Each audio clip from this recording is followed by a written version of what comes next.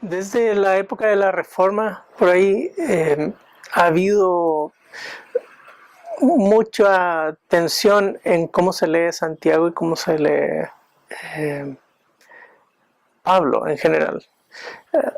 Hay en torno al tema de fe y obras. Y quizás porque en la época de la Reforma el tema era candente, la iglesia, aún en la contrarreforma, la iglesia católica va a ir una y otra vez a Santiago para defender su manera de mirar el tema, y los reformadores van a ir a Pablo, sobre todo a Romanos y Gálatas, a defender su argumento.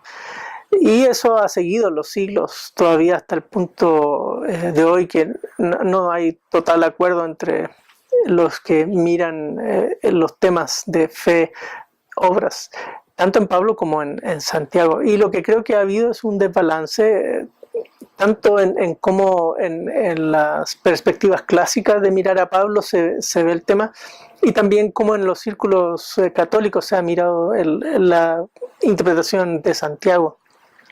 Santiago, como recuerdan, dedica el argumento de la fe genuina a mediados del capítulo 2 en adelante hasta el final del capítulo 2. Santiago está mostrando que una persona que dice que tiene una fe genuina en nuestro glorioso Señor Jesucristo, como comienza el capítulo 2, debe tener cuidado primero de no discriminar, luego de cumplir la ley regia, la ley de Cristo, y evidenciarlo, y entra en un diálogo con una persona imaginaria donde esta persona imaginaria cree tener una fe sin obras, y Santiago le dice: yo te mostraré mi fe por mis obras. Es en ese contexto en que Santiago comienza su articulación, primero con el caso del hermano pobre, la hermana pobre, que llegan, y Santiago dice: ¿de qué sirve si no muestra la fe? Y es que para Santiago no existe una fe sin obras. La fe es una fe que obra, una fe obrante permanente. La fe se evidencia todo el tiempo. Y ese es el desafío al creyente, que no se deje estar, que si tiene una fe que cree en Jesucristo como un Salvador, debe manifestarlo expresamente, en particular, no solo para con Dios, sino también para con el prójimo. En ese contexto plantea Santiago dos ejemplos de personas que mostraron su fe en la práctica. Por un lado, Abraham, que Dios lo llama en el capítulo 12 de Génesis, en el capítulo 15 le dice que tendría un hijo, y dice que creyó Abraham a Dios y le fue contado por justicia. Pero como unos 12, 15, 18 años después de eso, su hijo ya es un adolescente y Dios le dice que lo sacrifique. Y en el Akedah, en la historia del sacrificio de Isaac, se muestra a Abraham obedeciendo a Dios hasta el último, cuando aparece el ángel y provee el cordero para que, o el animal para que haga el sacrificio en lugar de su hijo. Eso muestra a Abraham no en el momento de creer, sino a Abraham a lo largo de su vida, mostrando. Y en la tradición judía, por cierto, la que da el sacrificio de Isaac es la última de 12 pruebas que va viviendo. No, bueno, no es la última, es la 10ª, pero es el clímax, es la más importante de las pruebas que vive Abraham, que van mostrando la obediencia de Abraham a Dios. Así que en la tradición judía, y Santiago está en esa misma línea, se muestra a un Abraham que obedeció a Dios y por lo tanto siempre mostró que su fe era una fe genuina. Por eso es que Santiago puede decir: ¿no ves que Abraham fue justificado por sus obras cuando entregó a su hijo en sacrificio?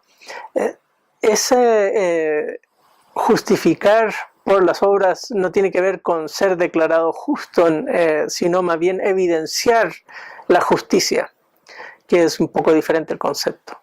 Luego, en el caso de Rahab es la misma historia. Él dice, también es la misma situación para Rahab. Ella mostró su justicia, ella fue justificada al enviar a los mensajeros por otro camino. Eso muestra que tanto una persona que lleva años de creyente como Abraham, o una persona que recién incursiona en la fe de Dios, como el caso de Rahab, ambos en distintos grados, de distintas formas, Abraham por el lado de la obediencia y Rahab por el lado de la hospitalidad que se arriesga, evidenciaron su fe. Pablo, cuando discute el tema de la justificación, y ahí está el problema de usar las mismas palabras, en general, Pablo está más centrado en una etapa de la vida del creyente, cuando la persona que no ha tenido conocimiento de Dios llega a entender el mensaje del Evangelio y Dios obra en su vida. Esa persona llega a un convencimiento dado por el Espíritu de creer en Jesús como su Salvador. En ese momento dice Pablo que la persona es declarada ante Dios como justa por la obra de Cristo en la cruz. A eso Pablo llama justificación. Es distinto a lo que Santiago está llamando justificación. Así que hay que tener precaución en cómo simplemente porque los dos usan la misma palabra quieren decir lo mismo. No, ambos usan una palabra con distintos referentes.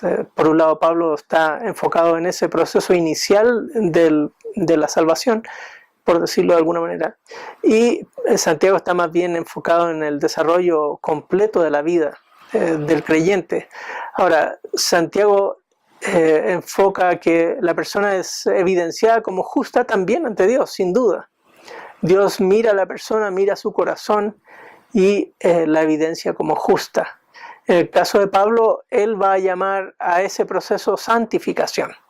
Y usando esa palabra, él va una y otra vez a insistir en el mismo tema. En el caso de Pedro también lo va a llamar salvación, enfocado hacia lo escatológico, hacia el final del tiempo. Así que ahí podemos tener el tema, está presente, justicia, justificar, con dos referentes. Por un lado con Pablo, enfocado al proceso de inicio de la vida del creyente, y Santiago enfocado más bien al proceso de la vida cotidiana. Para Santiago no se concibe alguien que diga que tiene fe, pero no lo evidencia a través de su vida.